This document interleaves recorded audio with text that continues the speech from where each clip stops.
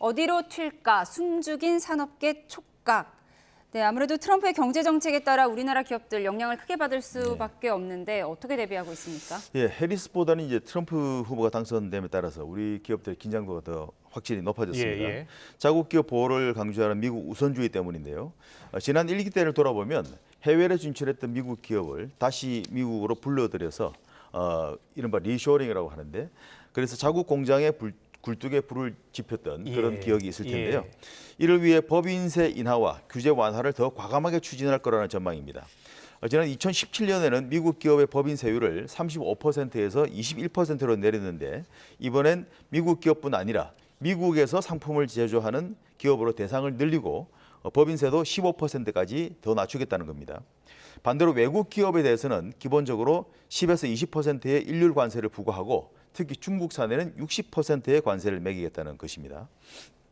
이렇게 관세를 올리는 건 자국 기업 보호와 관세를 통한 세수 확보, 이 두 가지 의미 외에 또 하나의 의도도 있다고 하는데요. 관세 때문에 미국에 수출하는 게 어려운 만큼 밖에서 고생하지 말고 차라리 미국으로 들어와서 공장을 차려라, 이런 의미도 있다고 합니다. 그렇군요. 미국에 공장을 더 지어라.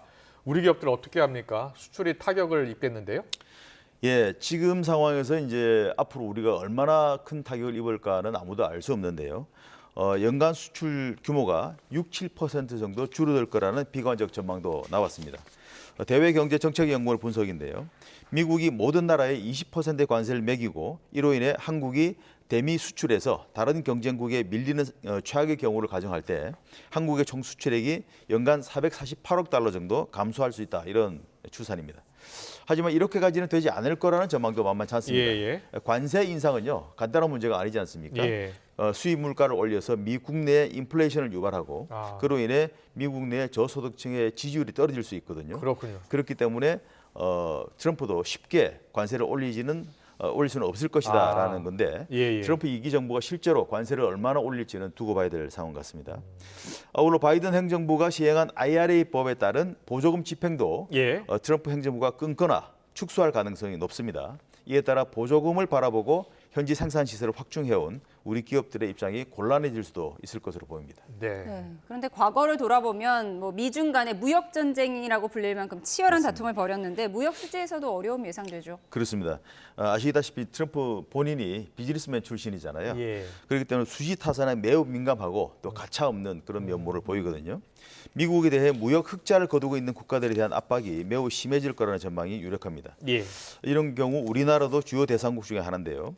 우리나라는 지난해에 우리 돈으로 62조 원 정도의 대미 무역 흑자를 냈고 올해도 3분기까지만 이미 56조의 흑자를 낸 상태이기 때문에 압박을 피하기 어려울 거라는 전망입니다. 한미 FTA라는 장치가 있습니다만, 그래서 트럼프 대통령이 한미 FTA를 마음대로 바꾸기는 어렵지만 트럼프가 좋아하는 행정명령을 통해서 모종의 조치를 취할 가능성이 충분히 있다는 겁니다. 이런 이유로 우리 정부도 당선 확정 첫날인 오늘 아침에 경제관계 장관회의를 열었는데요. 최상목 기재부 장관의 말을 잠깐 들어보시겠습니다. 아울러 함께 치러진 의회 선거에서도 공화당이 상원 다수당을 차지하면서 정치 지형이 큰 폭으로 변화할 전망입니다.